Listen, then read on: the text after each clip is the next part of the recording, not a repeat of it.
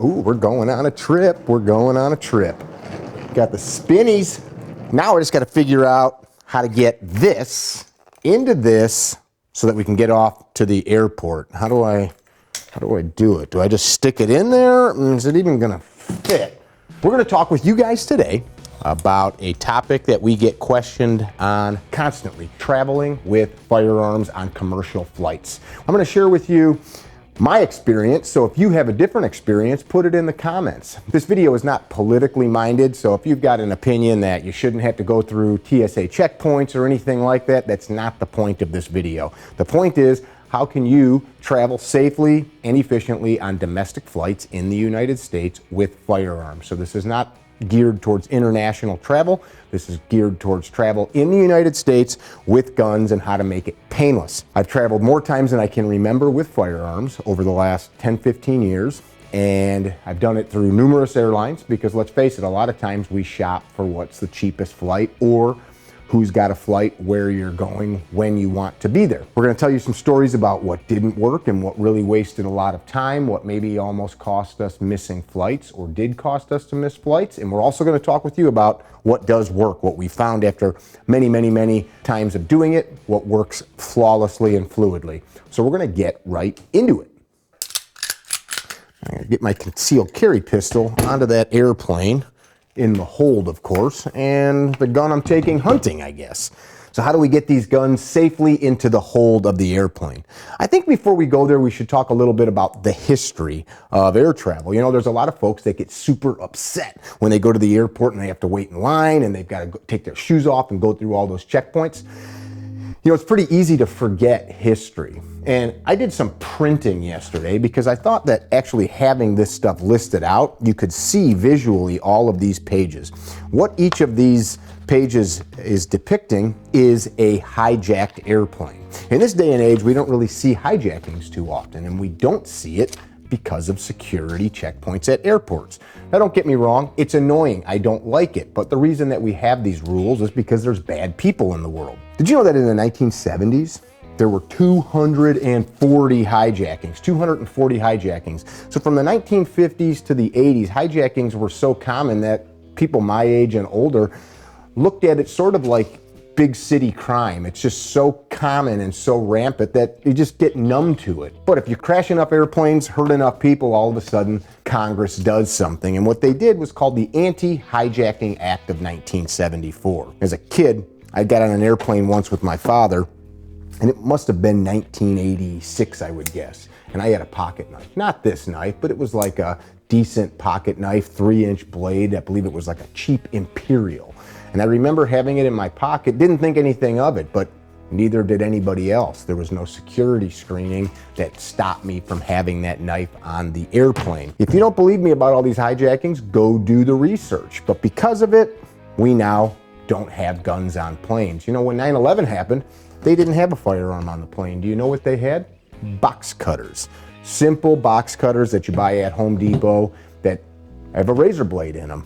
So if you can get that on the plane and do bad things, you definitely could do worse things with the firearm. So what I'm going to talk about with you guys is just the basic procedures. One of the things I think we need to think about and remember is that there's not just one organization that oversees the regulations for transporting firearms. You have the TSA, you have the FAA. In some instances or cases, you have ATF. You also may have the Transportation Department, the U.S. Transportation Department, and of course, the airlines themselves. In addition to that, depending on where you're at, there might be state or local laws, such as New York, New Jersey, etc., that have very specific laws that it's your job to know. Just like you can't speed and tell the police officer I didn't see the sign. You need to know the laws where you're going. I have a goal. I'm traveling. I want to take my guns with me. I want to get where I'm going as fast as possible. I don't intend to educate the people at the airport on how much I know. I don't intend to educate the TSA people on why they're right or wrong or why they're annoying me. My goal is get where I'm going without missing my flights and have all of my stuff when I get there. I do a checklist. I've got a simple checklist. Of course, I don't print this off for myself and check it off, but I printed it off for you guys. So this is my pro tips checklist. Number one, know the laws where you're going. If you do all this stuff right and you get where you're going and you get jammed up in the airport, that's a bad deal. We do classes in some East Coast states. I've had people fly from very free states like Texas or Arizona to East Coast states, not knowing that when they leave and they go back in that airport to check their bag, they could very well be breaking a law that could get them fined or even arrested. So know the laws where you're going. One of the easiest things to do is to visit the airline's website. There's a discrepancy in a lot of things between airlines. There are TSA guidelines, which we're about to go over, but there are also airline guidelines. One of them might be ammunition, how much ammo you can have. For example, one airline may allow you 11 pounds, another may allow you 50 pounds.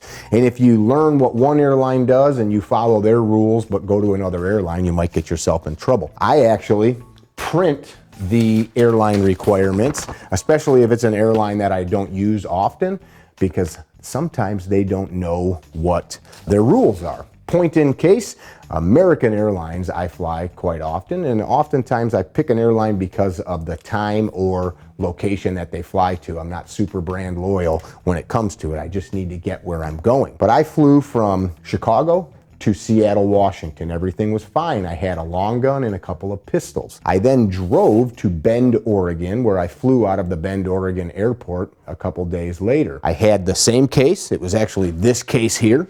And that case had in it rifles, pistols, and some other gear.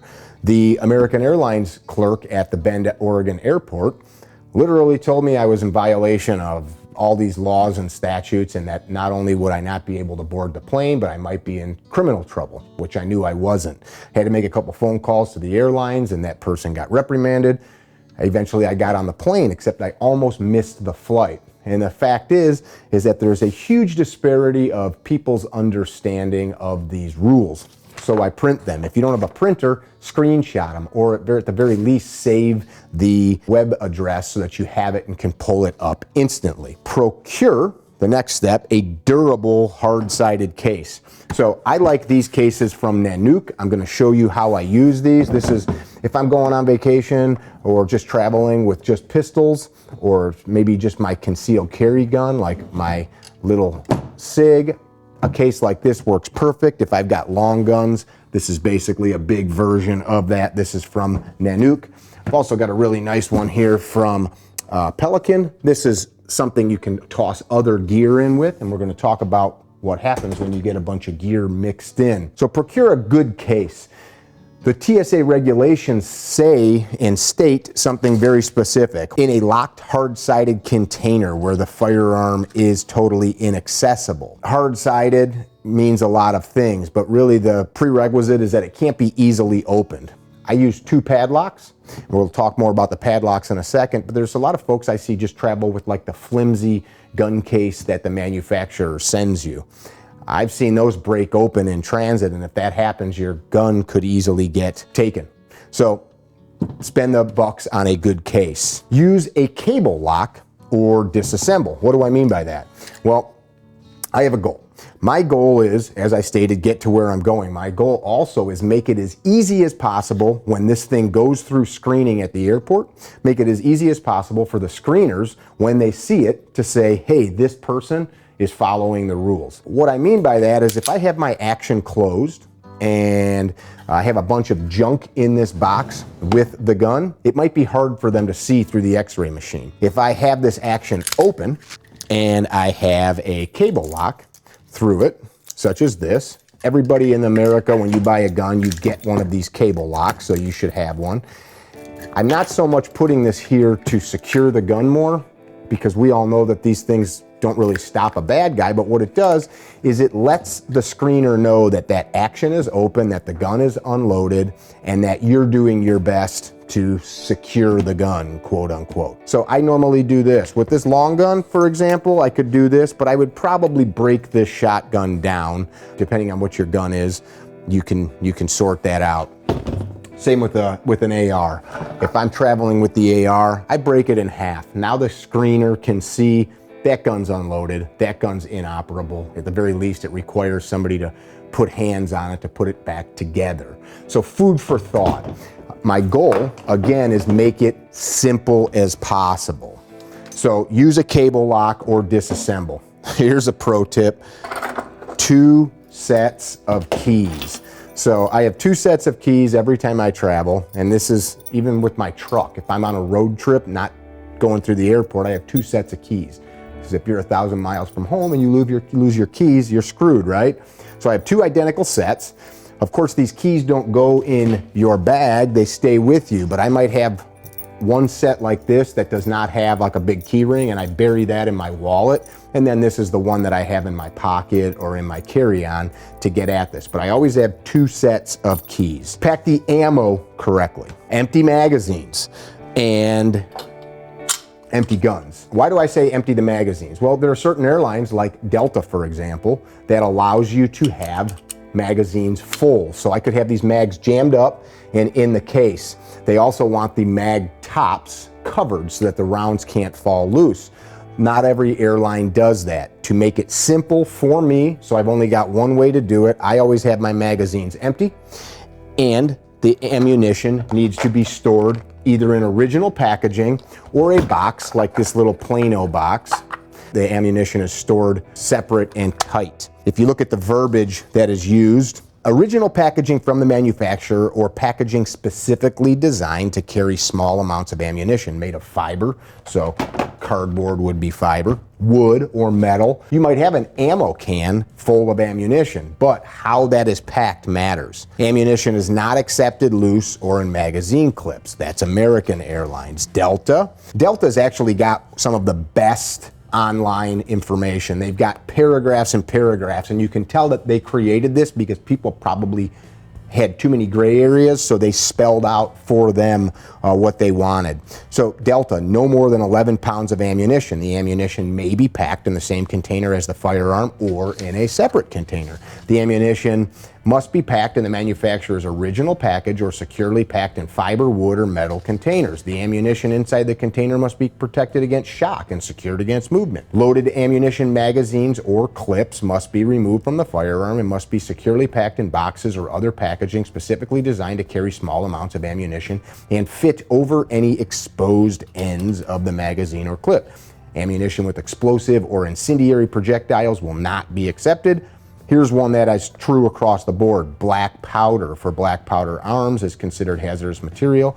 So you can't go to the airline with black powder and the black powder components. Don't do that. We're talking about commercial ammunition. So pack the ammunition correctly. You may say, well, why not just put it in the magazines if the airline allows it? I like simple, and I found what doesn't get me jammed up works. Pro tip number 7, check all luggage for anything that should not be there, including your carry-on. So I've got a carry-on backpack that I use all the time. I don't put stuff like this in there.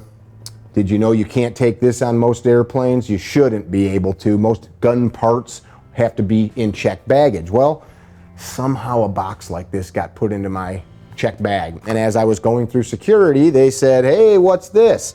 I could have got in big trouble. Luckily, they didn't make any big deal. They could tell I wasn't trying to sneak it out of the plane. It was purely an accident. Double check your stuff. Double check your pockets. Double check to make sure that you don't have something in a position that it should not be in. That's a good system, right? We're creating a system. Here's one that I think is hard for some people. Be polite. Those people doing their job are doing their job. And the point of their job is to keep us safe by not having lunatics stake guns onto planes. Remember, 240 hijacking in the 1970s. One of the last ones is declutter your gun case. So I told you I had a story about this. A lot of guys I know that do what I do and travel around take a gun case like this and they put their eye and ear protection in there. They might put camera gear in there. They might put binoculars, guns, magazines, all that junk in here, which is legal to do. You don't have to have the guns separate, which that story I told you about the Oregon American airline employee, that was what he was saying. He was saying the guns all needed to be separate from any gear, which isn't true. They just need to be secured in a locked container. But when you put a bunch of stuff into a container like this, and this goes through screening, the screeners can't see through all the junk. And oftentimes what happens is they have to open it up. I learned this after numerous times of having screeners call you and they say, we need you to come down to the TSA office, we need your keys, and then you have to wait 10 minutes or 2 hours for them to tear through your bags. I have almost missed flights because of it. After that, I always have packed things more neatly where the gun and ammunition are separate from all my other luggage. Final thing, when you check the gun, ask, where will I pick this up at my destination? They may or may not know. Many airlines tag the bag with a red tag that when you get to your destination, the bag will be brought by hand from a baggage handler to the office of the particular airline, to their baggage office, so it won't be on the carousel. That said, many airlines that I know do that as practice. The bag still ends up on the carousel. So ask, but when you get to your final destination, if you're standing staring at the carousel, it may not be there. It might be sitting in a baggage office.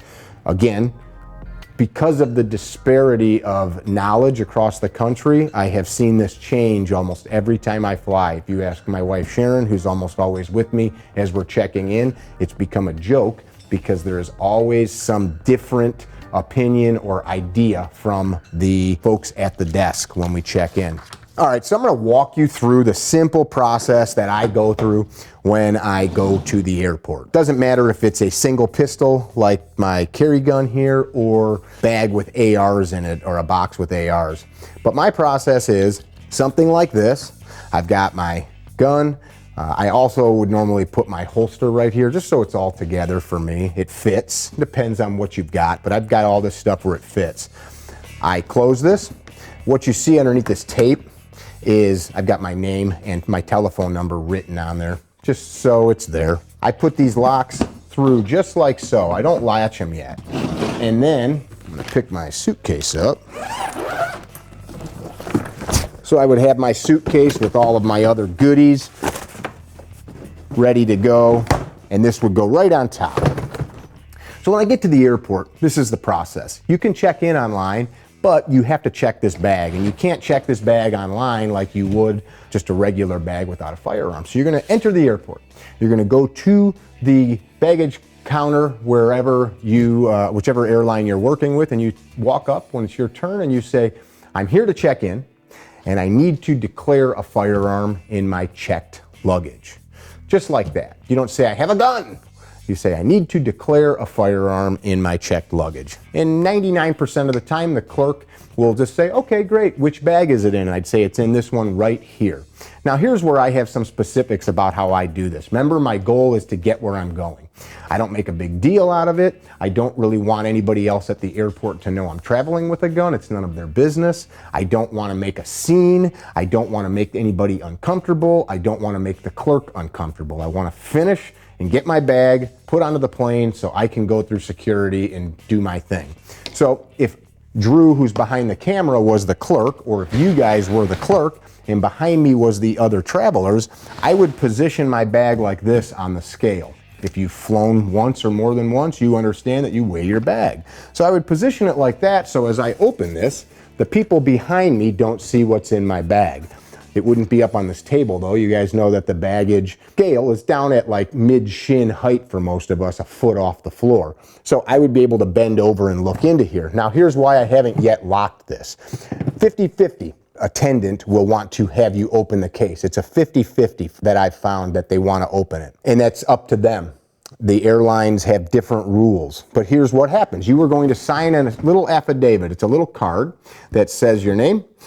They put your flight on it and a little bit of information, and then you sign it. You're swearing that the gun's unloaded and that it's stored securely in the method that TSA demands. They are either going to have you put that on top, and if they put it on top, I ask them to put a piece of tape on it, and that way it doesn't get lost in the baggage. If they want it inside, I have not yet locked these for that reason, and I can quickly open, and I've set it up where I can do this as quick as possible. I don't want to be fumbling with keys. If they want to toss it inside, I only open it about that much. I toss it in, and then I go ahead and lock the case. Once we've done that, zip up the bag, and now most of the time, the airline personnel will have a baggage handler come take the bag from you, and you will walk to a TSA screening location. I've been in airports like Phoenix, where I might walk what seems to be a mile. In O'Hare International in Chicago, it's 100 yards, and you walk to x-ray machine and an imaging machine, and the bag goes through. You stand there and you wait, and the reason that you're waiting is because they might want to open the bag, and if you're the only one with the keys, you will have to wait until you get all the way to the terminal, and the airline will call and say, Michael Shook, can you please come back to the TSA checkpoint? You need to open your bag. And this is how people get jammed up. So you sit there and you wait, and if you've done everything right, they'll give you a thumbs up, and off you go. Your bag should be waiting just like everybody else's. What I normally do at that point, though, depending on the airport, is I still stay with my bag, because some airports, that handler now has to walk back to the airline, put it on the conveyor. So there is a moment where this bag is just loose with some dude moving around the airport. I stay with it until I see it onto the conveyor off to the planes out on the tarmac.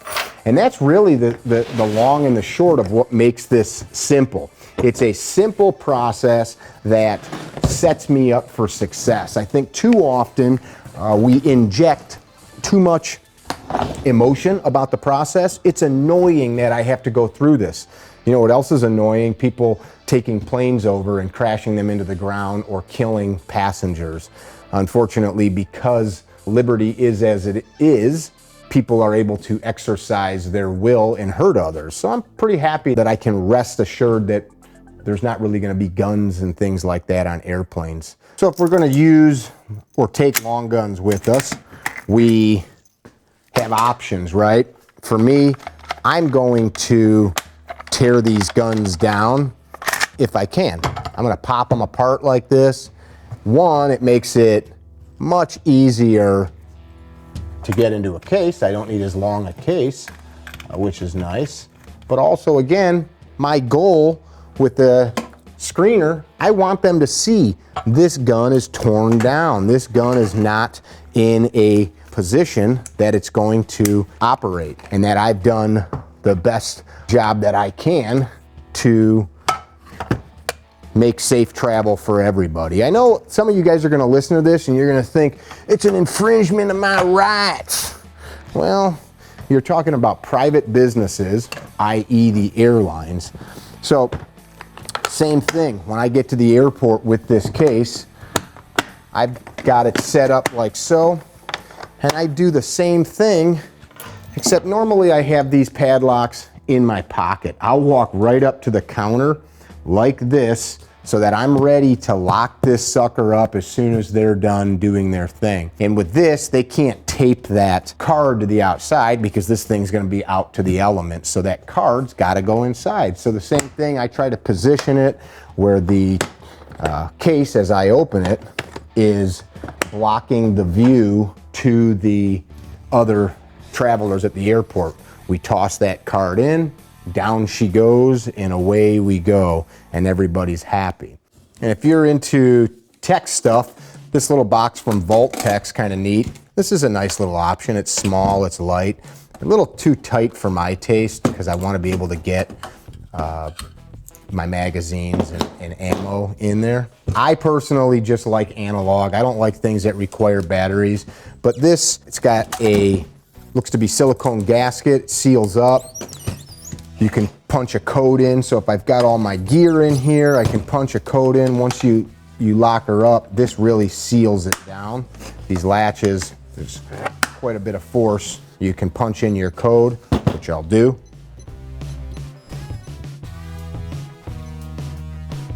Uh-oh, I did it wrong. And that's why I don't like these things. Ah, there we go. I got it. So she locked. It also comes with backup keys. Got a micro USB port on there that you could plug like a power brick into in case the batteries died and you did not have your keys handy. That's why I like keys. That's why I like keys, man. That's why I like keys. But if you're into the techie stuff, something like this is cool. It's small. You saw that I jammed all this stuff in there. This is another option for you guys. So let's talk a little bit about ammunition. So to give you an idea about what 11 pounds of ammunition might look like, I've got 3 different varieties. We've got some 12 gauge shotgun shells that one would use for goose hunting. I've got some 223 and some 9mm that you'd use for training. So goose shot, 1 box, 2.7 pounds, 2 boxes, 5.3 pounds, 4 boxes, 8 pounds, 4 boxes. Not that I said 3 then 4, it's 10.7 pounds. So you get about 4 boxes of shot shells, 100 rounds of these BB shot shells that you could take on the plane. Let's see, 223. And you guys know I shoot Superville. This stuff, I was trying to find stuff in our inventory that was boxed up like most of us would find it and packaged how TSA and the airlines want it. So there's 100 rounds. There's 200 rounds, and that's about 5.5 pounds. 300 rounds, 8.2. 400 rounds. Woo! Look at that, right on the nub. 11 pounds, right on the nub with 400 rounds of 55 grain. So of course, if you were shooting 62 grain or 77 grain, it would be too heavy. But right at about 400 rounds. How about some 115 grain 9mm? Let's take a look at that. There's 100, 200. 200 is just a tinch over 5 pounds. 300. 400, that's 10-4. So if we get 500 rounds of 9 on there, we're over 13 pounds, just a touch right at 13. This is why having the ability to use different cases might matter, but you can take about 400 and, say 30 rounds or so of 115 grain. And this stuff's packaged pretty lightly, but it's good to understand that when traveling, you can take about these quantities of average ammunition with you. My suggestion, traveling with firearms, the people that have issues, it's just as much about the attitude of how you interact with the folks from TSA and the airline. I'm not talking about kissing people's asses or patronizing. I'm talking about understanding that there is a discrepancy of knowledge. Somebody like me that travels a ton with firearms understands that people have a different concept of the rules, right? Of what the guidelines are. Understand that. Show up with your stuff in the condition that makes the people there who might not know as much about firearms as you do. Set it up where that they can clearly see you're following the rules. Be polite, be kind, travel safe, get where you're going, and understand this is all for the betterment of travelers as a whole, and that attitude is going to get you on the plane and get you to your destination so much quicker. References.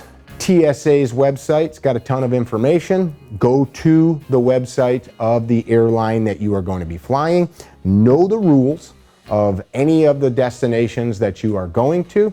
Something as simple as magazines. This magazine is allowed here, but if I'm going to some places, this might be the only magazine that I can have for my AR there. That kind of stuff matters. Understand the laws and the rules where you're traveling to and from. Be well, don't be dickheads. I hope that you guys have a safe journey on your flight and that your guns get there with you. Drew behind the camera, Mickey on this side. Be well, don't be dickheads. Pack it up, let's go.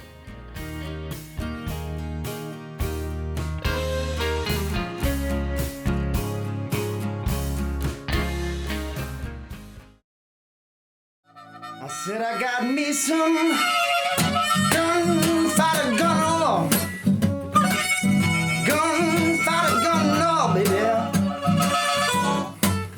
gunfighter gun, oh, no more gunfighter blues. Made in the USA, amazing lubricity, 100% synthetic, baby, so it's gonna last you longer.